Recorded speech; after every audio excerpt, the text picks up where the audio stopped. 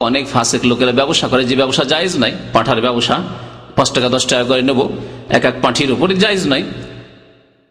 আর অনেকে ধার নেই যে দাও তোমার পাঁঠাটা দাও। তো এই ব্যক্তি হচ্ছে ধার করা পাঁঠা, যে একজনের বিবি হারাম হয়ে গেছে 3 তালাকের পরে, এখন ওর জন্য হালাল করে দেবে, হচ্ছে আত্তাইস আল মুস্তারিক। আল্লাহ নবী সাল্লাল্লাহু আলাইহি ওয়াসাল্লাম পাঁঠা বলেছেন, পশু পাঁঠা, আর আবার ধার করা পাঁঠা। আর পাঁঠা যে কত ঘৃণিত তা তো বুঝতেই পারছেন, তার যে গন্ধ তা তো জানাই আছে। কালু বালা ইয়া রাসূলুল্লাহ, সাহাবারা বলে ইয়া রাসূলুল্লাহ অবশ্যই বলে দেন যে ধার করা পাঁঠা কে। নবী করিম সাল্লাল্লাহু আলাইহি ওয়াসাল্লাম বললেন হুয়াল মুহাল্লিল, সে হচ্ছে যে হালাল করার উদ্দেশ্য করে। যে অমুকের বিবিটা 3 তালাক দেওয়ার পরে বেচারা খুব মুসিবতে পড়ে গেছে, ছেলে মেয়ে নিয়ে খুব পেরেশানিতে আছে, এখন ফিরিয়ে নিতে চাই, তো হালাল করে দি। এ হচ্ছে আল মুহাল্লিল, যে হালালকারী, সে হচ্ছে ধার করা পাঁঠা। লানাল্লাহুল মুহাল্লিল ওয়াল মুহাল্লাল লাহু, হালালকারীর উপর আল্লাহর লানত রয়েছে, এবং যার জন্য হালাল করা হবে, উদ্দেশ্য করা হবে, তার উপরও লানত রয়েছে। 2টি হাদিস শুনিয়ে দেওয়ার পরে সাহাবায়ে কেরাম, আইম্মায়ে কেরাম, ফুকাহায়ে কেরাম, অধিকাংশ আলেমদের মত এই হাদিসগুলির আলোকে আপনাদেরকে শোনাই। ফিকহের খুব প্রসিদ্ধ কিতাব রয়েছে, প্রায় 16 খণ্ডের মতো রয়েছে, আল মুগনি, ইমাম ইবনে কুদামা রাহমাতুল্লাহ আলাইহি। তাতে রয়েছে, তিনি বলছেন যে ওয়াজুমলাতুহু, সার কথা হচ্ছে আন্না নিকাহাল মুহাল্লিলি হারামুন বাতিলুন, হালাল আর নিকাহ, হালাল আর বিয়ে হচ্ছে হারাম এবং বাতিল, বিয়ে হবেই না। হারাম তো আছেই, কিন্তু তার সাথে সাথে বাতিল, মানে বিয়ে হবেই না। ফি কওলি আম্মাতি আহলিল ইলমি, সিংহভাগ উলামায়ে কিরাম, মুহাদ্দিসিন, ফুকাহায়ে কিরামের নিকটে, অধিকাংশ আলেম ওলামাদের নিকটে, মিনহুম, তাদের বেশ কিছু আলেম ওলামা, সাহাবায়ে কেরাম, তাবেঈন থেকে শুরু করে সবার কথা উল্লেখ করা হয়নি। পরবর্তীতে উল্লেখ করবেন যে সাহাবায়ে কেরামের ইজমা ছিল এই ক্ষেত্রে, সাহাবায়ে কেরামের কোনো ইখতিলাফ ছিল না যে হালাল আর বিয়ে হচ্ছে হারাম এবং এই বিয়ে হচ্ছে বাতিল, বিয়ে নয় এটি, ঠিকার বিয়ে। তাদের মধ্যে যে সব উলামায়ে কেরামের কথা তিনি উল্লেখ করেছেন, আল হাসান, হাসান বসরি, তাবেঈ, প্রখ্যাত তাবেঈ, ইব্রাহিম আন-নাখঈ, ওয়া কাতাদা, ওয়া ইমাম মালিক, 4 ইমামের মধ্যে ইমাম মালিক রাহমাতুল্লাহ আলাইহি, ওয়া লাইস, ইমাম লাইস, ইমাম মালিকদের মতো ইমাম ছিলেন তিনি, ইমাম সৌরি, সুফিয়ান সৌরি, ইমাম আব্দুল্লাহ বিন মুবারক, ইমাম শাফিঈ, ইমাম আহমদ।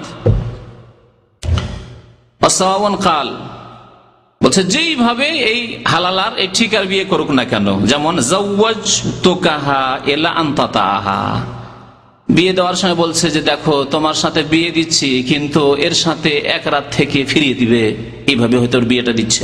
প্রথমখানে তোমার সাথে বিয়ে দিয়ে দিলাম, মেয়ের বাবা, মহিলার বাবা বলছে তোমার সাথে আমার মেয়ের বিয়ে দিয়ে দিলাম, আমার বোনের বিয়ে দিলাম, ওলি বলছে যে একে হালাল করে তুমি দিয়ে দিবে।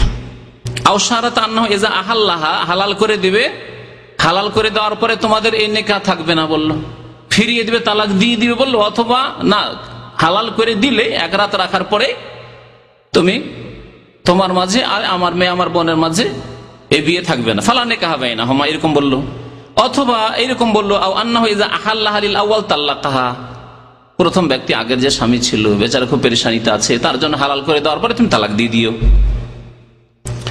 যেরকম ভাবে বলুক না কেন এই নিকাহ হচ্ছে বাতিল।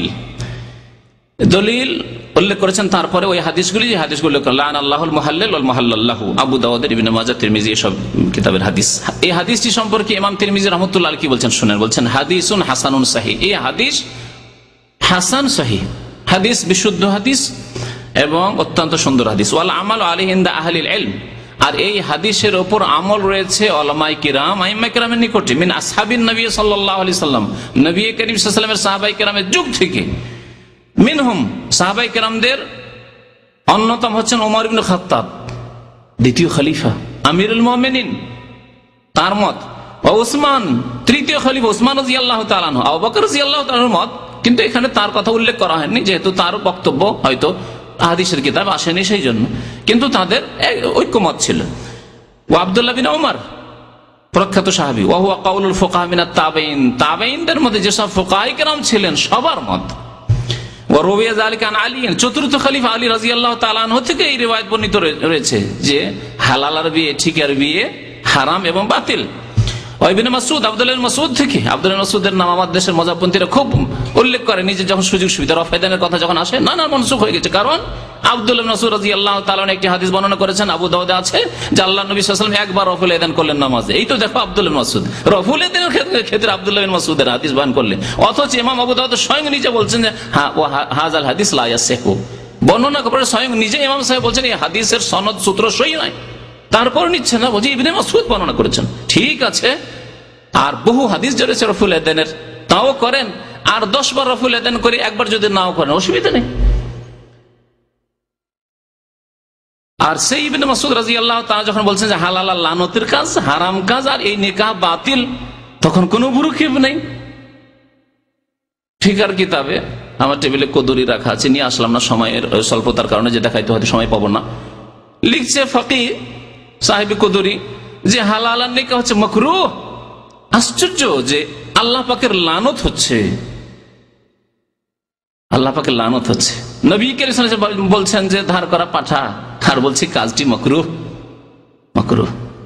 আমাদের দেশের লোকেরা বিড়ি সিগারেট জর্দা খাওয়ার জন্য যারা খায় তারা কি করেছে এটাকে মাকরুহ। মাকরুহ মানে খাও,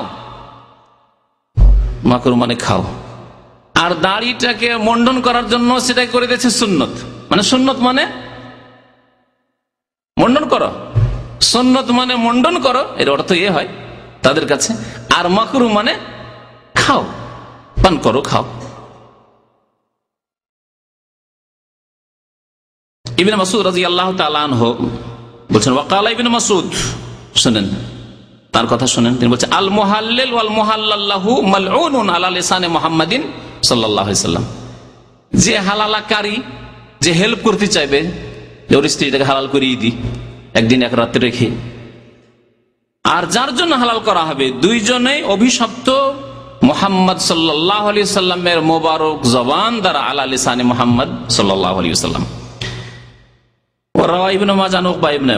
তারপরে ইবনে মাজার ওই হাদিসটি বর্ণনা করছেন, যে হাদিসটি বর্ণনা করলাম আপনাদের সামনে।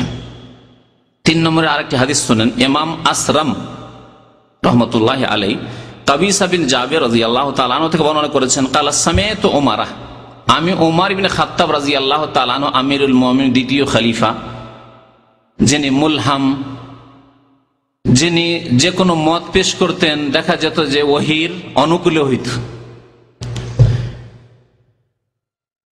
তিনি কি বলছেন শুনেন।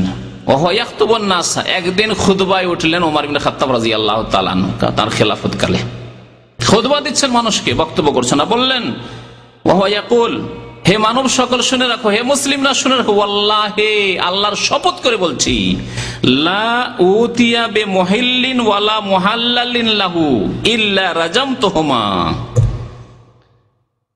আমার কাছে যদি এমন কোন কেস আসে যাতে হালালাকারীকে ধরে নিয়ে আসা হয় যদি, আর যার জন্য হালাল করার উদ্দেশ্য করা হয়েছে ওই আগে স্বামী, ওকে যদি নিয়ে আসা হয়, ইল্লা রাজামতুহুমা, দুইজনকে পাথর মেরে রজম করে দেবো, সংসার করে দেবো। আমি উমর ইবনে খাত্তাব আমিরুল মুমিনিন, দ্বিতীয় খলিফা রাশিদ বলছি রাদিয়াল্লাহু তাআলা আনহু। শুনলেন তাহলে শরীয়তের বিধান, রাসূলুল্লাহ সাল্লাল্লাহু আলাইহি ওয়াসাল্লামের বাণী শুনলেন, ইবনে মাসউদ রাদিয়াল্লাহু তাআলা আনহুর বাণী শুনলেন, ওমর ইবনে খাত্তাব রাদিয়াল্লাহু তাআলা আনহুর বক্তব্য খুতবা শুনলেন। এই বিবাহ হারাম কেন, অথচ বিবাহতে ইজাব কবুল আছে, যে নতুন স্বামী হচ্ছে একদিনের জন্য এক রাতের জন্য, সে তো কবুল করছে, কাবিল তো কবুল করলাম, হয়তো মোহর নির্ধারণ করা হচ্ছে, তাও হচ্ছে, তো এই বিবাহ হারাম কেন? বলছেন ওয়ালি আন্নাহু নিকাহুন ইলা মুদ্দাহ, এই জন্যই হারাম, যুক্তি এখন এটা হচ্ছে আকলি দলিল কিয়াস, সেটা হচ্ছে কারণ এই বিয়ে হচ্ছে টেম্পোরারি বিয়ে, এলা মুদ্দা, হ্যাঁ, কিছুক্ষণের জন্য, কিছুদিনের জন্য। আর ইসলামে বিয়ে করার সময় নিয়ত রাখবেন যে না, একে 1 বছর 2 বছরের জন্য বিয়ে করছি, এটি জায়েজ নয়। কেউ যদি এখানে এরকম বিয়ে করে যে একটা ফিলিপাইনি মহিলা সুযোগ সুবিধা পাচ্ছি, বিয়েটা করেই নি, আমি বাংলাদেশের মানুষ, অথবা ইন্দোনেশিয়ার পাচ্ছি, আর বিয়ে করে নি, আর যখন ও যাবে এক্সিট, আমি যাবো এক্সিট, তখন টাটা বাই বাই করে দেবো এয়ারপোর্টে, আগে থেকে যদি নিয়ত থাকে তাহলে বিয়ে হারাম। যদি নিয়ত এরকম থাকে তো বিয়ে হারাম। সে তখন হয়তো মতের মিল হলো না, আপনি ইন্ডোনেশিয়া যেতে পারলেন না, সে বাংলাদেশ যেতে রাজি হলো না, তখন তালাক, সেটা আলাদা কথা। কিন্তু বিয়ের সময় আপনাকে এই নিয়ত করতে হবে যে আমি একে বাংলাদেশে নিয়ে যাবো অথবা আমি ইন্ডোনেশিয়া যাব। একে ছাড়ার জন্য আমি বিয়ে করিনি, 2-4 বছরের জন্য আমি বিয়ে করছি না।